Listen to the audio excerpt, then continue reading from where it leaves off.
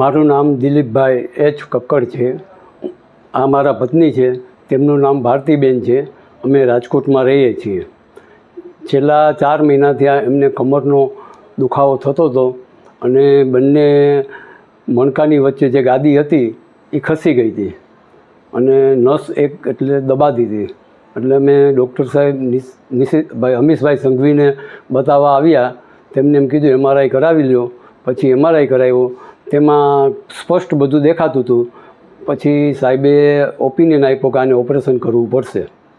પછી અમે 1 મહિનો દવા લઈ અને 1 મહિના પછી ઓપરેશન માટે સંઘવી સાહેબ પાસે આવ્યા અને અમને ટાઈમ આપ્યો. એ પ્રમાણે અમે એમની પાસે ઓપરેશન કરાવ્યું. ઓપરેશન કરાવ્યા પછી નસ ખુલ્લી કરી દીધી સાહેબે. મણકાની વચ્ચે જે ગાદી હતી એ ગાદી ખવાઈ ગઈ હતી. એની જગ્યાએ હાડકાનો માવો ભરી 4 સ્ક્રૂ ફિટ કરી દીધા અને ઓપરેશન સફળ કરી દીધું છે અમારું.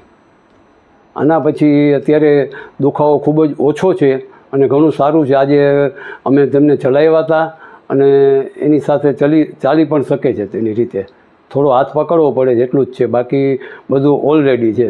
સાહેબનું કામ ખૂબ જ અતિ સારું છે.